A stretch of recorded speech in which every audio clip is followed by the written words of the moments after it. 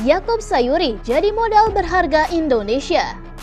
Timnas Indonesia dinilai memiliki modal berharga jelang laga lanjutan kualifikasi Piala Dunia 2026 kontra Vietnam. Skuad Garuda akan lebih percaya diri dengan gelar pemberi asis terbaik Piala Asia 2023 yang didapatkan salah seorang pemain mereka, yaitu Yakub Sayuri.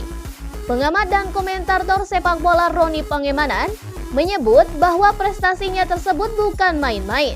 Pasalnya, ia sendiri mampu mengalahkan sejumlah nama tenar di kancah sepak bola Asia seperti Ritsu Doan. Dengan prestasi ini, menurut pria yang karib disapa Ropan tersebut, Yakub Sayuri memberi pesan kepada pelatih timnas Indonesia Shin Tae-yong bahwa ia sangat layak dipanggil untuk memperkuat skuad Garuda. Dengan ini, artinya ada pesan dari Yakub untuk Shin Tae-yong bahwa ia layak untuk bermain di starting 11 melawan Vietnam. Banyak yang melihat kalau ada para pemain naturalisasi masuk, terutama Tom Haye dan juga Ragnar Oratmangun, Yakub ini bisa tersisih. Namun saya berpendapat, ia pantas bermain di starting 11 untuk menghadapi Vietnam, ucap Ropan di kanal YouTube Bung Ropan. Shin Tae-yong sendiri memiliki dua tugas berat menanti di depan. Bersama timnas Indonesia, ia harus menjalani dua laga kualifikasi Piala Dunia 2026 kontra Vietnam. Dan Indonesia akan menjamu Vietnam pada 21 Maret mendatang. Kemudian 5 hari berselang, giliran skuad Garuda yang akan bertandang ke Vietnam. Menurutnya, ia juga sudah bisa membayangkan para Sri Sulali lini depan Indonesia pada laga kontra Vietnam nanti. Jika Yakub Sayuri dipanggil untuk memperkuat skuad Garuda, ia akan dipasang di sektor sayap kanan.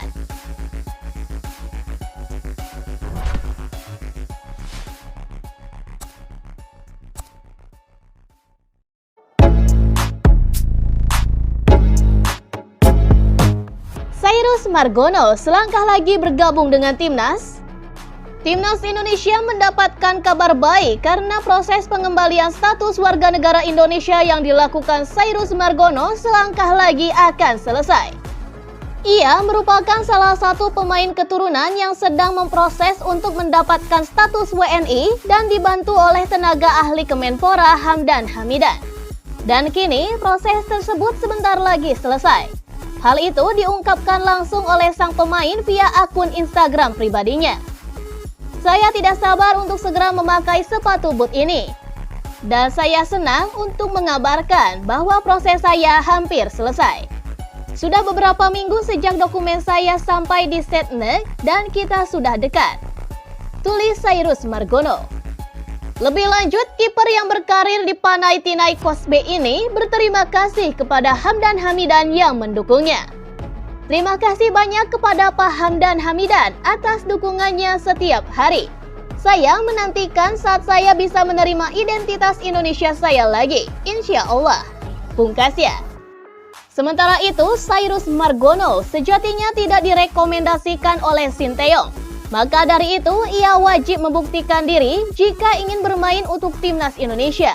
Apalagi tidak lama lagi timnas Indonesia akan menjalani kualifikasi Piala Dunia 2026 melawan Vietnam pada 21 dan 26 Maret mendatang.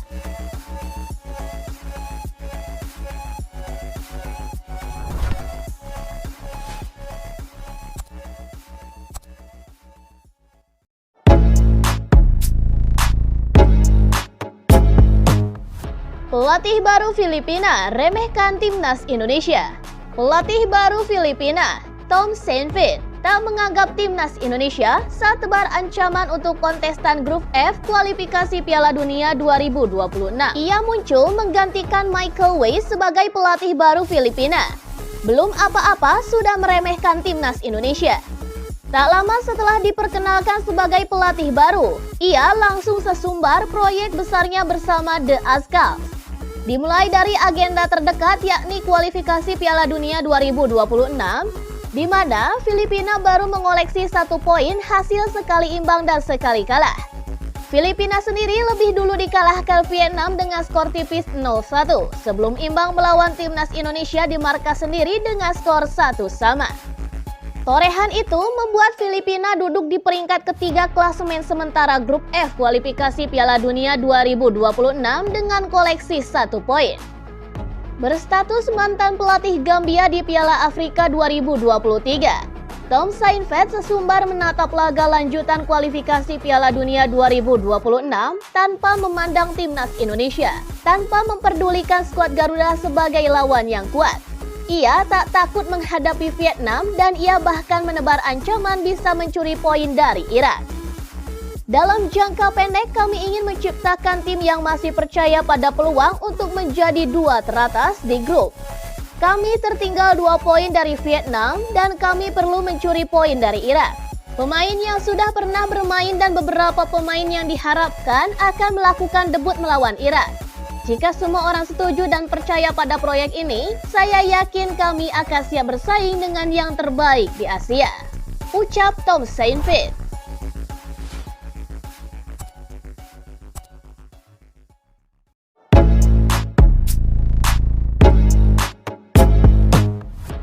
Syarat Timnas Indonesia lolos ke babak ketiga.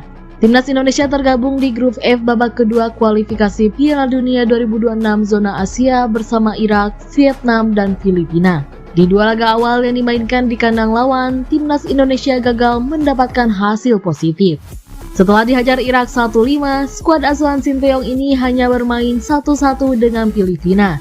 Akibatnya Timnas Indonesia kini menempati posisi juru kunci grup F dengan 1 angka, sama persis dengan Filipina di tempat ketiga. Sementara itu posisi 1 dan 2 diisi Irak dan Vietnam yang mengoleksi 6 dan 3 angka.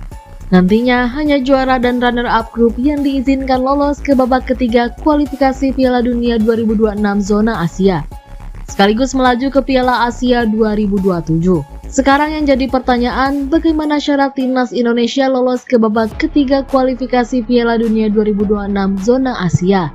Untuk lolos ke babak ketiga kualifikasi Piala Dunia 2026 zona Asia, Timnas Indonesia membutuhkan tambahan 9 angka dari 4 laga tersisa.